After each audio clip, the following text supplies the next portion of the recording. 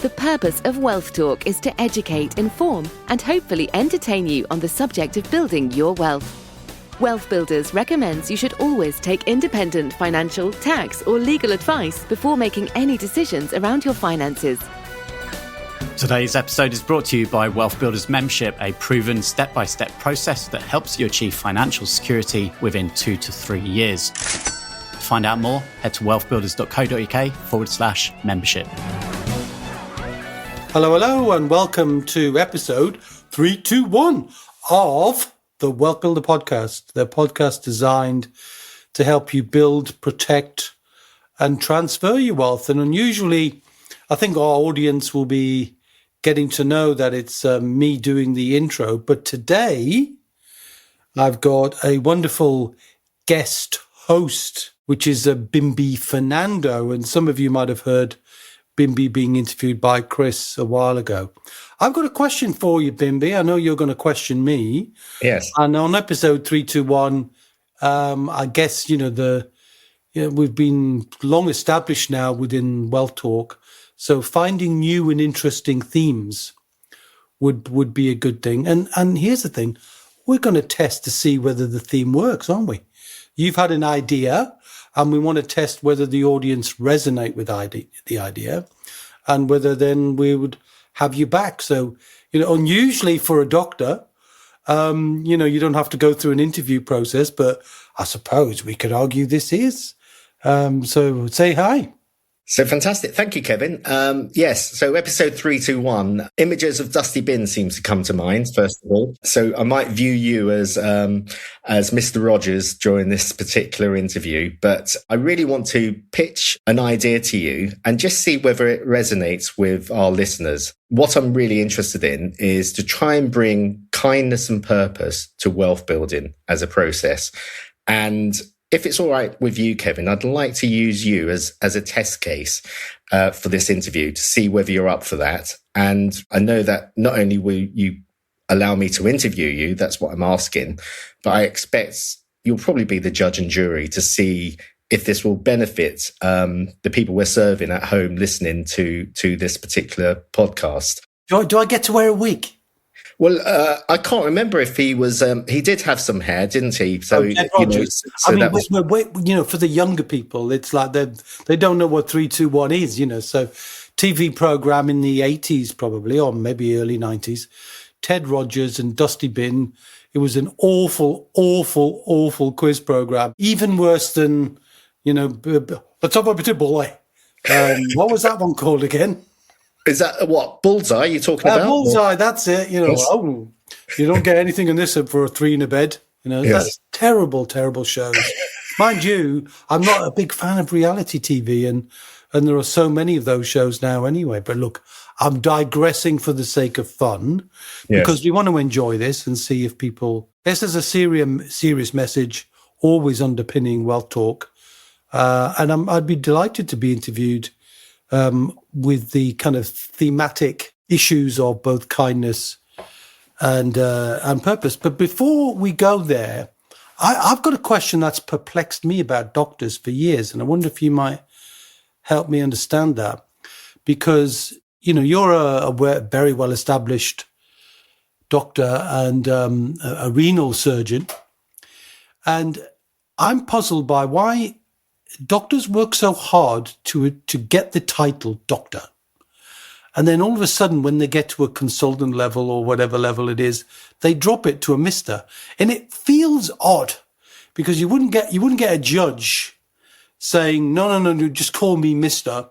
They want to keep their Your Honor title. So help me understand why it is that doctors who, at the top of their profession, like your good self, sir, lose their doctor's status, at least in terms of how they get dressed. So I'd say that's partially true. So it's true for surgeons that surgeons, when they join the Royal College of Surgeons, as 4 different colleges in the UK, when they achieve that award, they have the ability to drop the doctor to become a mister. And that's to allow them to distinguish themselves from the other doctors within the medical profession. I think historically, rumor has it that it came from the fact that the original surgeons were barbers, and you know those little Don't need one of them. No, that's. I won't make any comments on that. No, So I remember you're the judge. You'd be binned. You'd be binned. You're the judge in this interview, and I've also got the theme of kindness going on here in the background. I'm not going to cast any aspersions there, Kevin. But you may recall also the white and red that goes whirling around outside barbers.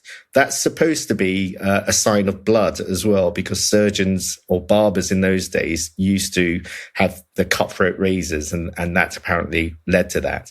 Now that may be true, or it may be completely made up, but I like the story, and I'm not going to let truth get in the way of a good story, if that is the case. Well, listen, you've been a trusted member of Wealth Builders for a long time, and I'm delighted to say that you've moved through the program and got to a level of success for yourself. And I suppose a little bit like Tracy Hilliard, who was a guest host recently, who's gone through the program herself and wants to give back. And that might be talked about, just a little bit of kindness. You want to allow other people to get some, I suppose, personal exposure to the experiences that you've had that have served you in building your wealth. And you'd expect, with a high level of recognition that surgeons would get, that this should be easy for any doctor to be wealthy, but there's still a process that people have to follow, isn't there?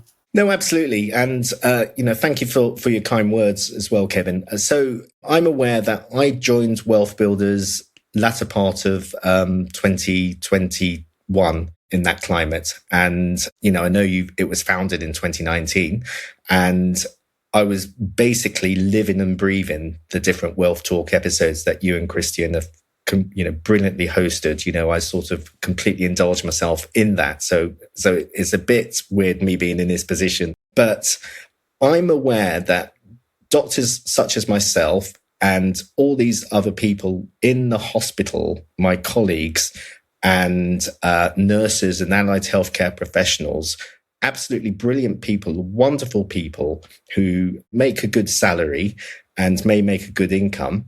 But actually, when it comes to financial planning, and when it comes to actually thinking about what they're going to do with that, are in many situations hopeless and helpless.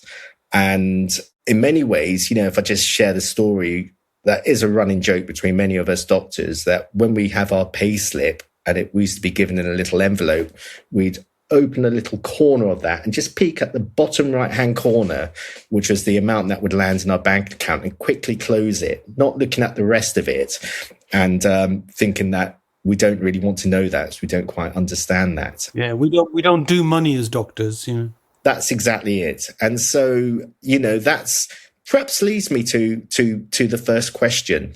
So I'm interested in your motivation, Kevin, because I see that, with myself, I had a personal moment of impact during the COVID pandemic where I thought I need to take control of my finances, amongst other things. But if I could ask you that question, was there a moment in your life when you realized that perhaps you needed to do something different? And how did that lead eventually to the seed of the Wealth Builder plant being sown?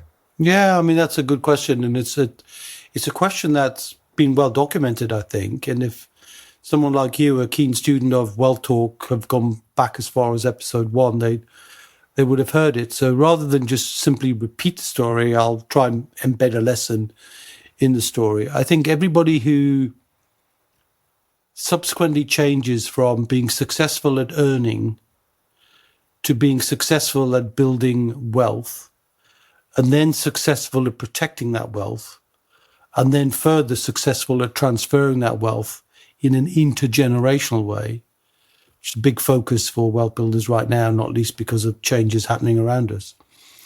Each one of them demands a different skill set, and each one of them demands a catalyst.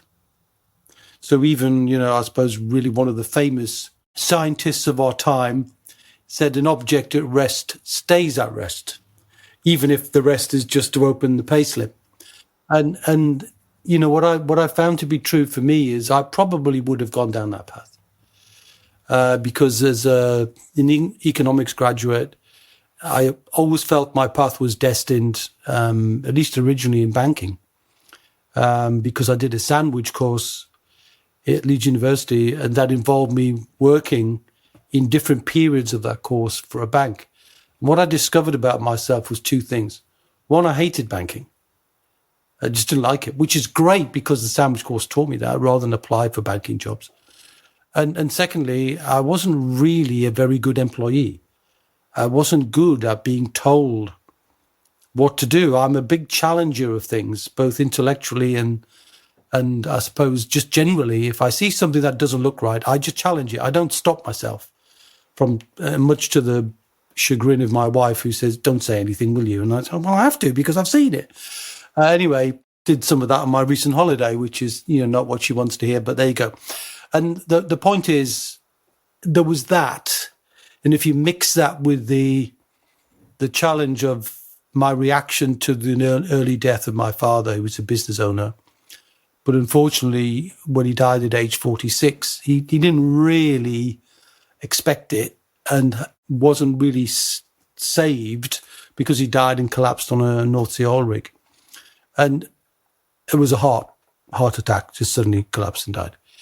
And given that we were genetic peas in a pod as far as everybody would comment, you look the same, you walk the same, you talk the same, all of those things for me and my dad were the same. When I finally kind of woke up and grown up a little and decided I needed a career, I kind of made a decision that the career that I should have would involve my economics, but it wouldn't really be as an employee. And so at the beginning, I just wanted to find something that I thought I would enjoy. And at the very beginning, that was mortgage broking.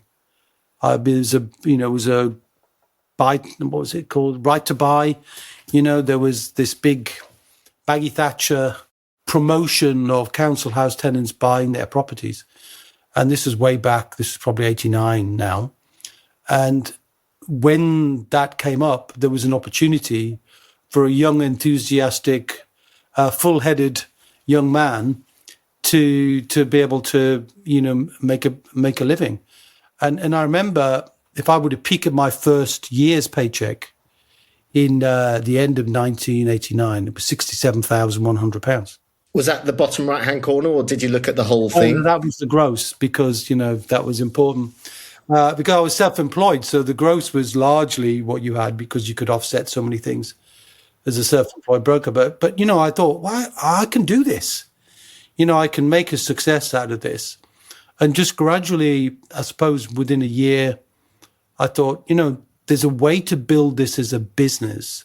So instead of having to sell the mortgages and arrange insurance and so on, that I could get other people to work. And I found others who were self-employed quite lazy. They do the work, but they wouldn't ever invest in themselves. So, I hired a PA and then hired multiple PAs to support others. And then I got an office and then allowed people to work from my office. So I invested before and realized that investing is the pathway to create a recurring income. I didn't call it that then. It was just a profit. But over the years, I've managed to make enough distinctions to say that the best way to become free of the need to look at a payslip and free of the concern of your health in terms of financial consequences is to build recurring income. And I started to think about that more deeply. And with that challenging mindset, just gradually started to think, maybe I could do something more. Then maybe I could do something more. And there were no books. There was no internet. I know you said when we were chatting a little while ago, just as we joined, you went on your holiday or just after you dropped your computer and realized how dependent you were on it, right? And I was entirely dependent on myself. There was no internet, no books on the subject. So it was kind of trial and error. And then as I started to write more, became confident about writing, I could see that my ideas would resonate with others. And I wrote my first book in 2004, Save a Fortune, How to Completely Eliminate Your Mortgage Loans and Credit Cards Fast. And the whole idea behind that was to teach people that being in debt forever was probably not a good thing. And that most people, a bit like the payslip, never looked at the true cost of buying a home. If they did, and they went to the last page of the mortgage offer, which said, if you pay for this property for 25 years and you pay 200,000 for it, you're going to pay 600 grand back. And I thought, this doesn't make any sense to me. Why not pay it sooner? So I did. So I kind of created a concept called Your Debt-Free Day, the day you own everything and own nothing. And that was partly in the book. And I got Standard Life to pay me 10 grand to do it because we were promoting mortgages, the offset mortgages. Mm. I've always managed to find just creative ways to do something. And then I became an IFA and built a recurring income from being an IFA, but then got frustrated with IFAs because it seemed to me there was too much about the product and not enough about the result. So I realized I want results for people. I don't just want a result for myself. And so left the profession still with the qualification. I've still keep my license up to date. But really, I'd been using the the wealth building principles for many more years than 2019, when I kind of coined the term wealth builders. And because the book of the 7 Pillars of Wealth had been almost an undercurrent to how I was a mentor to others. I was teaching others. People gravitated towards me and said, you seem to know what should I do about? And I didn't want to do that as an IFA. So I was doing it and I started speaking about it. And that's when I met Chris in 2017, I think. And we then, it might have been slightly later than that, but either way. And I thought, well, I'm not really very good at building systems, but I'm good at ideas. So Chris helped me harness that, and now I'm grateful to him for setting up the podcast and setting up the systems behind the Wealth Builders membership. And now I'm so pleased for him that he's got an extended leave of absence to go and enjoy a new life as a sort of, a 40-odd-year-old newly married person. He's put it off for long enough, so I thought he needed long enough to go and have a break. But a very short question you asked me, but it was a catalyst, which was the death of my father. So I resolved to be financially independent by the age of 45. So I had to set up a plan. And I didn't write the plan. I just thought, well, if I get that from, the mortgage broking side, I get that from the IFA, if I get that from property, because you can see where you could earn money from property as a recurring income stream. And really that's what I did, and became independent at 45, and then decided, well, if I can do it, I can teach other people how to do the same. And that's what I did. So now I focus entirely on helping others get results and moving more speedily, I think, into the protection of wealth and the transfer of wealth as I'm getting older, and seeing that that's a challenge I have to face for myself. And, there's, I think in every language you could imagine, there's the age-old adage of shirt sleeves to shirt sleeves in 3 generations. And that, for that adage not to come true in my family, I had to pay more attention to the transfer. So that's what I'm doing now, is through the concept of the Family Wealth Fortress, is creating an environment to teach successful people, business owners in the main, property business owners, some employees, but mostly business owners, because they're torn from pillar to post in so many different directions, running businesses and running property portfolios, that they put this off, as my dad did. And they don't have wills, they don't have powers of attorney, they don't have a succession plan, they don't have anything at all to think about inheritance tax, because unusually, I suppose, even the doctor's payslip, there was a minus between the top line and the bottom line. There's a minus I hadn't peeled it back fully, I have to tell you. You kind of deep down knew it, right? So you knew there was tax, you knew there was pension, you knew there was national insurance, and so you knew there was something going on.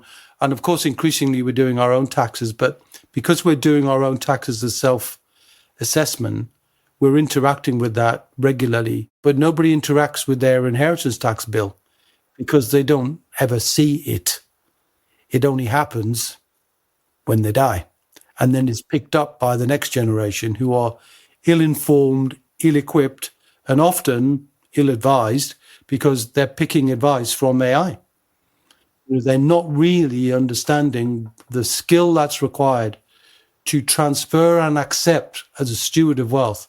Those two skills, one for the parent and one for the children, are completely different. So I'm now addressing that.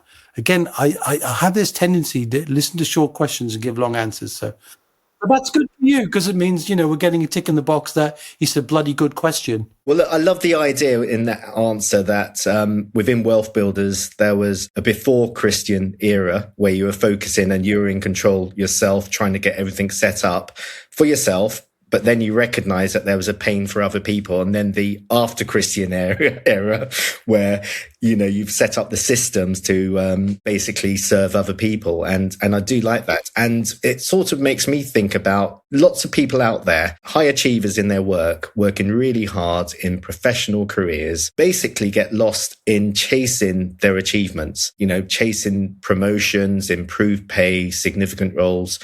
And ultimately, they're looking for some form of external validation without want of a better phrase. I think that is probably what they're after. And at some point, they lose control of their own life and do not have the fulfillment. And, when I'm perhaps saying this may resonate with maybe some of our listeners where they sort of feel that.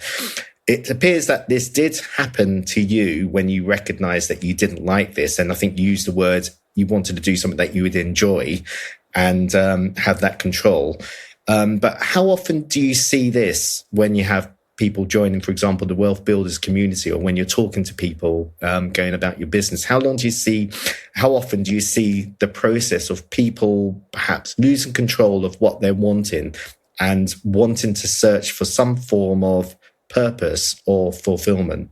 Yeah, that's a deeper question. I think it's a useful question insofar as I think if you were to wrap up the core objective that I see in people, albeit it's wrapped in different clothing, is the word freedom. And then that freedom normally is then underpinned by what's the purpose of that. So why do you want to be free financially? And usually there's a reason behind that. And whether that's freedom of control. So for me, that was my dominant freedom. I don't want to be told what to do. I don't want to be told when to have my holiday, when I can, when I can't. That's not me. For others who like the structure of holidays and the usual things you get in employment, that's fine. I'm not saying it's a bad thing, but often they're looking to change that. They're looking to have time, so freedom of time on their own terms, where they can do what they want, freedom of relationship, to be with who you want, when you want. I'm sure from time to time, you've worked with medical professionals that perhaps you don't resonate with, but the environment in which you work can force that closer connection, whether physically or in any other way. And I think that's another one, so wanting to be able to choose who you work with and choose who you don't want to work with. And that works equally for me professionally. So I choose clients and I choose the ones that I don't think I would resonate with. But equally, that I'm very direct. And I suppose if I had a failing, that's what people would say. You're very direct, Kevin. And that puts some people off. And I understand that. And I respect that, especially men, actually, who want to be in control and they don't want the challenge of someone like me. Because all I'm interested in, frankly, is the result. And if somebody's doing something that just doesn't make sense and is reducing the potential success of that result, I'm going to say it out loud. And if they don't respect and appreciate that because they're kind of happy drifting in their own life, then they wouldn't be a good fit. But freedom of creativity and freedom of purpose, and that purpose, not just from a family perspective, but also can come back to whatever they feel is something that they would do if they were wealthy. So what would their ideal life look like in a life well lived, in a life without worrying about money? What would they do? And often there's philanthropic ideas behind that, some kind of contribution, some kind of, and everybody's different. And it touches me when I see so often what people decide to do. And if you just look at, well, why are you giving back? Why is Tracy giving back? Why are so many of the Wealth Builder members wanting to give back to others? All of our coaches, almost all of them anyway, been through the program, and they're not coaches in Wealth Builders for money. We don't pay them enough because we don't charge enough, to have super high paid coaches. They do it because they want to do something for others and to benefit them. So the answer to the question is everybody's different, but deep down there's a purpose that underpins everything. And the challenge, I think, if you see the purpose only in the progression in a career with no other purpose, it can draw a veil over your eyes for a long time until you realize that the security that so often gets revealed for people in employment is the illusion of security. That security can be lost, whether through commercial reasons, not necessarily with doctors, but certainly redundancies, health problems themselves, or any kind of reason can throw a curveball into our life. And the more you've got recurring income or streams of recurring income, the less likely you are to be damaged by anything economically, politically, socially, physically, so that you can continue to live life on your terms, really. And that's, I think that's the undercurrent and the theme behind what we see when we meet so many people in Wealth Builders. I would say, and maybe this will resonate with you, I would say an additional freedom of kindness here, okay? Linked to purpose closely, but actually there is something to be said for having any opportunity to be kind to others in whatever way you do it, as long as you do it with meaning. So I would probably say that that's behind many of the coaches, and yourself and Christian come to mind, but others who are going on this journey will recognize at a later point that they have that opportunity for freedom of kindness as well. It's an interesting word. It's a bit like love, isn't it, really? It's sort of in the eye of the beholder. It's a curious word, kindness, because if you were to play word association, often people will align the word kindness to an act of kindness. But it isn't really an act, is it? It's a philosophy. It's a set of principles that guide you to do right by others. And I think that's, to me, embedded in it. And I suppose my language probably would be make a difference to others in a positive way so that their life is enriched by having known. Ooh, it sounds a bit grand, doesn't it? But I don't mean that. I don't want to blow smoke up my own rear end on this one, but I do feel the need to try and make a difference when I meet someone. I have a sort of moral obligation, if I'm spending time with them, to give them a better result than they're getting on their own. And if that's kind, that's fine, although it's wrapped up in a commercial environment. But I do it for free anyway. So if somebody said to me, as my wife often says, "Are you ever going to retire?" I say, nah. Yes. Retirement means stopping what I'm enjoying. And why would I do that? So I'm going to continue to do it, obviously change the shape of what I'm doing now for reasons I've already explained with the concept of the Family Wealth Fortress. But that's just a rethink of what I'm already doing, because there are so many people carrying on the good work of Wealth Builders, because they, like the coaches, like you, like Tracy, like Chris, like Paul, like other members of the team, they resonate with the message. And, they're not primarily just doing it to get paid. They're doing it because they want to make a difference themselves. And I see that in their attitude and the way they want to learn and the way they feel the question and say, "Can you help me understand how I would answer that question?" not just because they want to be better, they want to give a better result more quickly to people who make inquiries, because we can't engage with everyone professionally, but we can help everybody professionally just by giving them some tips to go and do something. And that really wraps up in kind of three core concepts. One is clarity. So we try and bring clarity, because what holds people back is a lack of clarity. They get confused, they get overwhelmed. Any of those words that lead to too many options, too many competing opinions, too many things that prevent good action. And then from clarity, we then talk to say, well, look, once you're clear, you can make one of three decisions. You can say, I'm really clear on this now, which they weren't before, and we'll do that for free. You're clear. Are you happy with the clarity, and are you happy with the result you're getting? Yes, I am. Then you don't need to do anything. Congratulations. Or here's something you could do yourself. We don't need to do it professionally. You could just do it. Like, get your will made, goodness sake. We don't need to do the will. We just need them to accept they could do it. It's not a complicated thing. Or they need help. And if they need help, we'll step into that light and say, well, let's see how we can help you, or people that we have surrounded ourselves with who share our values, share our ethos, share our focus on a result for somebody else. And by the way, that takes a long time to find an ecosystem of people, partners as we call them, who live life by the same set of values. All too often, people meet me and all they want is money. Or can you refer people to me for money? And we won't do that. We won't do that. It's not our motivation. Is not to take money from others.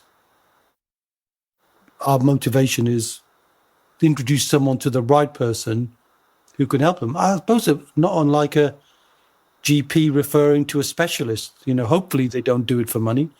And I'm assuming they do not, albeit you hear there's movies in America, isn't it, talking about drugs and so on. But putting that to one side, we're just looking to find the right people who can get the right result for that client at that point in time. I love the holistic approach that GPs have to the person in front of them. They try and address everything, but not only the person in front of them, but the family members and anything else that could impact their well-being in the future as well. So coming back to motivation and direction for people and purpose, one of the books which I love is by Simon Sinek, Start With Why. And I remember when I was completing out the forms with my wealth coach right at the very beginning and having a session with Christian a few years back on what is your purpose for building wealth and how crucial that is. And it wasn't that clear at the time, I have to state, but reading that book, Start With Why, did help. In many ways, I think you mentioned how people can easily become distracted and they need to find that clarity at some point. It's a tricky one. I'll tell you why it's a poignant point you make, because at the beginning when I engaged with Chris, he struggled with that. So for me, it was relatively easy. I'm a family man. I've got 3 grown-up kids now, all doing well, but I need them to do better from a wealth transfer point of view because they've got different views to me, but we're getting there. Anyway, Chris didn't have any children, wasn't married. And he's like, you keep telling me I need to ask questions about the reason why, and I'm not clear on mine. The clarity will come. Just let it come when it comes, You ask the question because you're there to be the chemical catalyst to stimulate the thinking. But you're not there to give them the answer because their answer is their answer and yours is yours, and you'll get it. He's got it now, which is the reason why I said all that time you've been putting it off, just go and enjoy a really long period, whatever it is, even if it's a year or 2 years, whatever, just go and enjoy your life and just work out what your reason why will be after you've done that. And that's what he's done and I think I'm just so pleased that people could do that. I mean, you don't often get the opportunity for sabbaticals these days, but I suppose there are some professions where that's true. I know my wife is a member of a church and her minister's frequently on sabbaticals. I can't say how frequently, but But he goes off and does things and meditates and goes on retreats, and I think that's all great. But I think it's hard to interrupt a really complex life and give yourself the time to do that thinking. So I'd encourage anybody to think about the reason why and what would drive them. What is their deep down purpose? I feel it deep in my DNA. Others don't feel it that strongly, and I get it. I mean, my own view, pretty much like you, I've now got a deep core sense of purpose, but it wasn't obviously always there. And Wealth Builders helped uncover it, interestingly, in the time I've spent with you. And I've, perhaps therefore following a similar journey to Christian, who has discovered what he's looking for now. I think you often mention one of your ROIs, relationship opportunity idea that may just come along. So that helps uncover something that may lead to your sense of purpose. So, thinking of the person listening to this, they don't necessarily need to have a definitive purpose at this point in time. It's not purely about making money and building wealth, but actually, if you want to have fulfillment beyond, when you reach the so-called finishing line of whatever it is, whatever your financial target is, it's having that ability to enjoy it with others and to find ways of living your life of fulfillment. That's how I see it. And I don't know if that resonates with your ideas. It may be slightly different. Well, yeah, I think, if somebody said to me, distill down what your thoughts are about life in general, right? I'd say live a good life, try and make a big difference to others, leave a fantastic legacy. That's kind of it, really.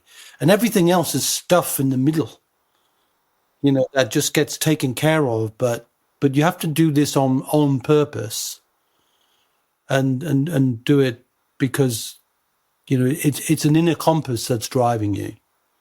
So you don't, when it's doing that, you don't have to think about it so much. Sometimes you don't need to articulate things. Like if I was to articulate something like integrity, for example, it's always doing the right thing, even though nobody's looking at it. I did see something that sort of jarred me a bit. I saw something. I'm not really big on watching social media, but something came across my radar. I can't remember why. But it was obviously some rich guy hanging around on the outside of the supermarket shopping aisle. And as older people were coming through, he was paying for their shopping. Yeah. Tapping on the thing. Right? And you look at that from a purely, what's your reaction to that? You think, well, that's really positive. That's really good that he's doing that. And I found myself thinking, why is he filming it? Why does he want everybody else to know what he's doing? If you have integrity and you want to serve others, serve them. You don't need to tell people what you've done. So I felt there was a different purpose to why he was doing that, which jarred me. It didn't gravitate towards. I actually felt a slight repelling for the reason, really. And that's important. So I think kindness is something you do, is not something that you want to be observed. That is absolutely right. That is spot on in my opinion as well. I'm aware of people sort of showcasing the kind acts they do for want of getting a like or following, or, I think it's there. And unfortunately, the way the algorithms work in social media, once you're in that rabbit hole, you just see it everywhere. But I think there is something to be said for carrying on with your kind acts purposefully in the absence of anyone watching, and just kind acts, phoning people when they're having a hard time, just making sure that they're okay. I think I heard Jimmy Carr, interestingly, the comedian, the Irish comedian, talking about how if he's cancelled, he remembers the people who call him on the day when the brown sticky stuff is hitting the fan. He remembers that, And he doesn't necessarily remember the people who don't call him, but he acknowledges and remembers deep down the ones who sort of stick with him through the bad times or the hard times or the challenging times. And those acts of calling people when it takes a little bit more effort to reach out is much more significant and impactful to him. And it touches a deeper part within the core. And it's not trying to showcase, and it's not trying to promote yourself, and it's not trying to go with someone during the good times. Is actually saying, I'm here to, I'm a person of integrity, and I value what you're doing, and I just want to make sure that you're okay, really. So yeah, I mean, there's room and role for that acknowledgement and self-promotion in business. There's definitely room for that, because the whole thing about customer success and customer validation. You want your customers to validate you because it tells you what you're doing is right. And if you're not, what you can do to improve. But you don't want to live your life on validation. I don't want my mother to send me a Facebook review. I'm not interested in that. So, so I think it's a difficult one to try and segment the kindness piece without it starting to get a bit mushy. And I don't want it to be, and I don't want anybody to think I'm like that. I'm not. But I think it's a great point to look at how businesses and how people can build their wealth, but at the same time do so in a way that never diminishes anybody else. I say there's something I say to my wife all the time. Whenever I do watch the news or anything like that, which we do from time to time, as you say, all this creativity that you see with the criminal intention. If you could harness that creativity for good, the world would be an amazing place. But bizarrely, they're just not. It's a troubling world right now that you see. What was it? Even just today, I saw or heard something on the radio which said, the Home Office had been alerted to this massive scam, trying to persuade people to say that they're a committed gay so they can stay in the country. And they fabricate all of this material to demonstrate that they are, even if they're not, just to stay in the country. But the scamming creativity, why not be creative for good?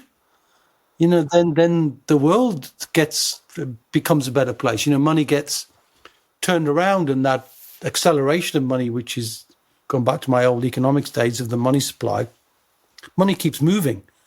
But as soon as you're stealing, you're taking money out of the system. So it would just be so much better.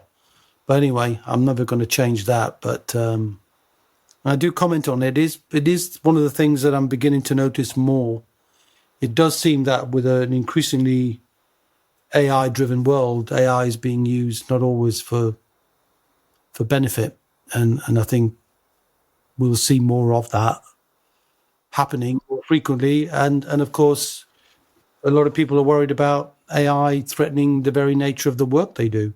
I mean, I see us as stewards with responsibility for that as well. Interestingly, I've just read a book by Rutger Bregman talking about moral ambition and how we've got a moral responsibility as the current generation to object to things that we feel future generations will frown upon. We've got a little bit of insight, for example, with, the climate crisis impacts there, adverse impact there. It may be the lack of taking a stance against certain political movements that are happening, certain political leaders. And even we could think about other areas that we could frown upon, just as a few decades or a few centuries back, when slavery was rife, people weren't taking a stance against that. And we look back at those generations thinking, how could they have not objected? And we see this as we evolve as a species, we've got a moral responsibility to do this. So I think that links in some ways to moral ambition as well as purpose. And interested in your thoughts on that, perhaps in the wealth builder setting and legacy, and how important is it within our wealth builder fortress, family wealth fortress, to ensure that we have unity and kindness? Because I see the fortress as the walls around the side to protect the wealth so that we can be stewards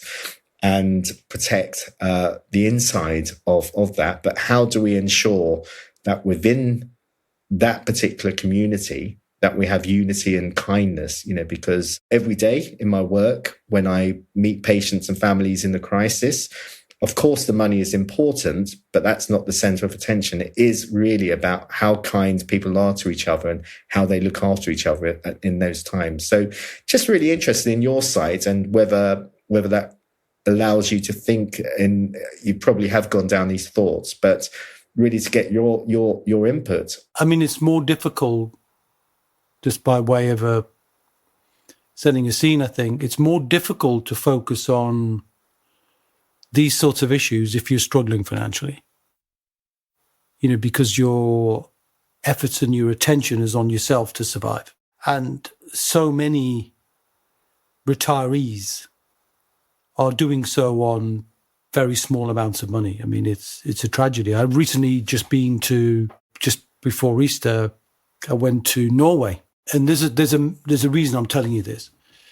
And really cruising up the Norwegian fjords and the serenity and the beauty of that, and a chance to refresh and recharge my own batteries was great. But I'm fascinated by culture as well. And one of the things I noticed in Norway was the whole society is trusting, and it's bizarre. I mean, they've got deep embedded trust in the police, deep embedded trust in their politicians, deep and embedded trust in the system, because everybody's protected.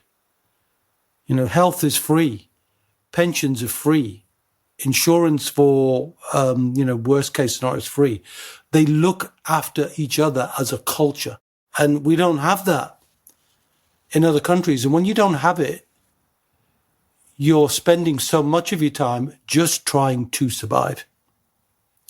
Now, when it comes to intergenerational wealth and the responsibility not just to create the structure of a fortress, and you kind of articulated it as a set of walls, let's say, to protect money. And that protection is normally from external influences like tax or litigation or illness or something you don't expect to happen to you. But I think the opposite is true when it comes to a legacy, because smarter people than us have written great words, and probably not better than all the world's a stage. And, all of the men and women have their exits. And I'm not quoting verbatim from Shakespeare, but the point is, we know for sure we have an exit. So if we absolutely have an exit, we have an obligation, not to look after people financially, but to engage them in dialogue and to involve them and to stimulate discussion. Because if you don't do that, if all you do is have a structure without communication, without dialogue, and you can wrap kindness in that in terms of how you make sure families, and particularly disjointed families or families, from different marriages and so on, blended families. There's a whole area of law called contentious probate that's massive now, because communication isn't happening. There's no planning. Death occurs. Shit happens. Wasn't clear what the intention was. No communication. Wasn't clear what the long-term aspirations were for the money. No set of values. No document other than a will, even if it can be found. No documents to support the very essence of the business, or the family's business, as I call it. So I'm doing the opposite of that, helping the families create a set of values to perpetuate, involving the children as early as possible, age appropriately, certainly no later than when they can join a family pension, which we know is a SSAS for those who listen to us, but an opportunity for a whole family to almost be involved together in a trust fund, to start making decisions together, start understanding how they work together, and then creating this idea of the baton exchange to create stewards of money for future generations, as opposed to spenders of money that then dissipates and dissipates and dissipates. And then that adage comes true again, shirt sleeves to shirt sleeves. And it's all too prevalent. It's 95% or more. If anybody kept records, the challenge is there aren't any records. But the anecdotal evidence is the vast majority of families' money is gone within 3 generations. It's just gone. So what was the purpose of the family? What was the embedded purpose that could be passed on and taught? And we've seen examples where it's grey. And the reason I talked to you about Norway wasn't just the culture, but there's something I discovered in Norway, which I must post about now. You made me think about that. Is everybody's heard of the Nobel Peace Prize. Now, Alfred Nobel came from a family of miners and entrepreneurs and oil explorers.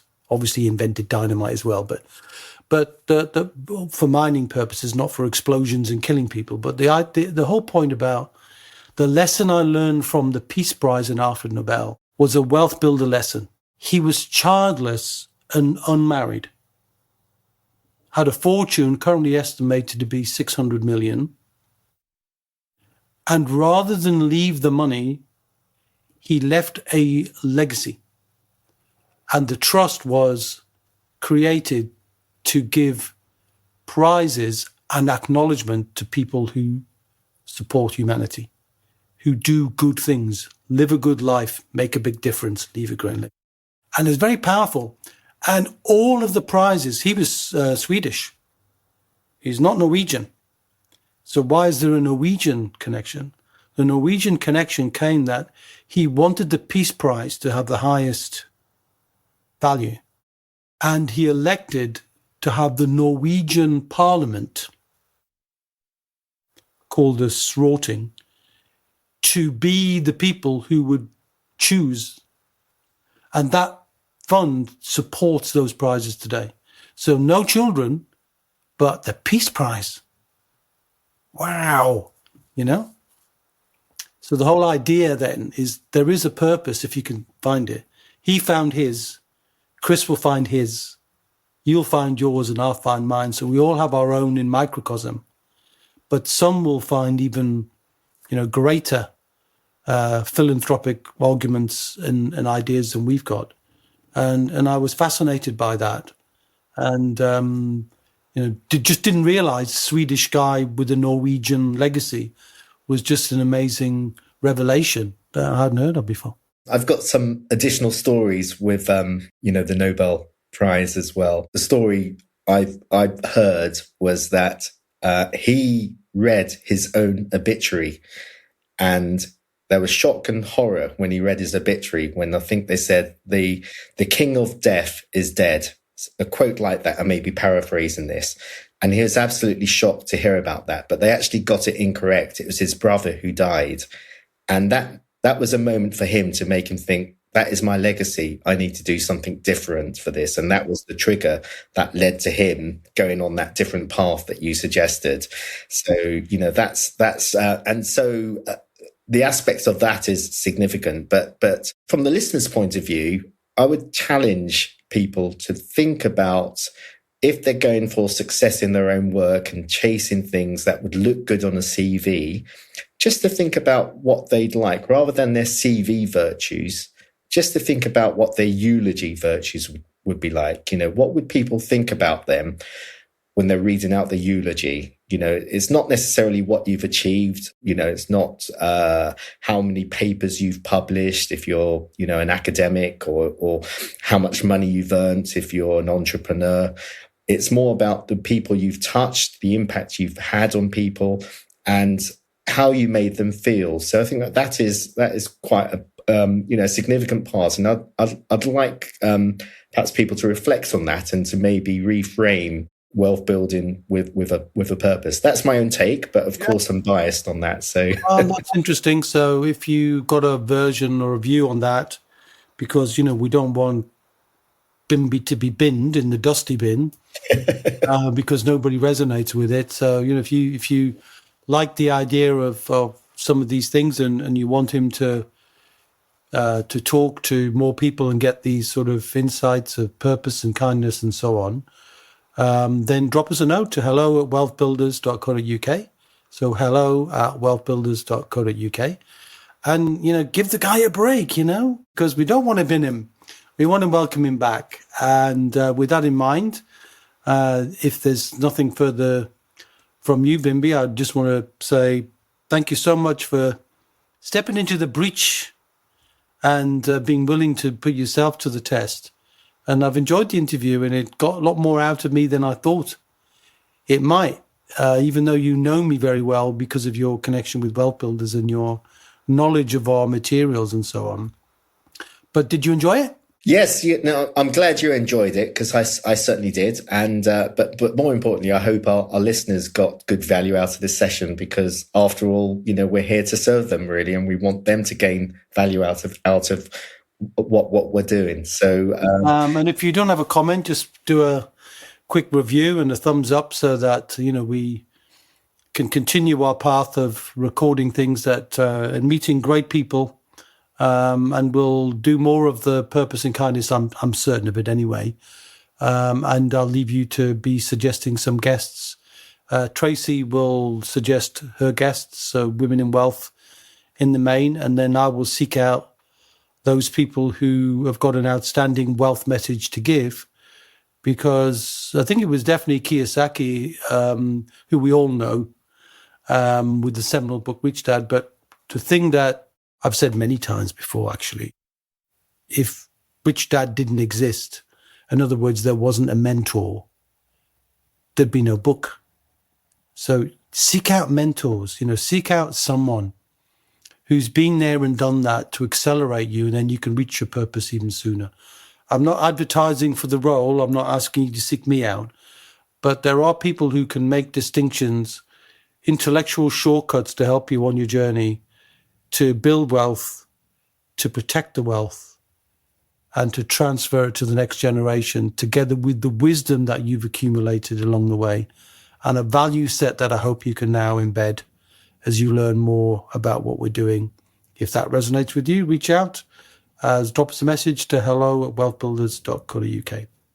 Now, usually I end up with Chris saying, I'll see you same time next week. And we do the usual thing, but so the jury is out. Okay, let's wait for the jury then. I thought the judge and jury was the person I was interviewing. Let's if I'm the judge and jury, you're already in. So there you go. I'm very happy with how it's gone, and I think there's been great value. I actually look forward to listening to it back, when I'm exercising, so I can hear the distinctions that you got me to make for myself. That probably deep embedded in the recesses, but you got them to come out, and I shared some things that I've never shared before. So thank you for doing that, and I look forward to seeing you at some time, somewhere soon. And until then, see ya. We hope you enjoyed today's episode. Don't forget that we are constantly updating our resources inside the Wealth Builders membership site to help you create, build, and protect your wealth. Head over to wealthbuilders.co.uk/membership right now for free access. That's wealthbuilders.co.uk/membership.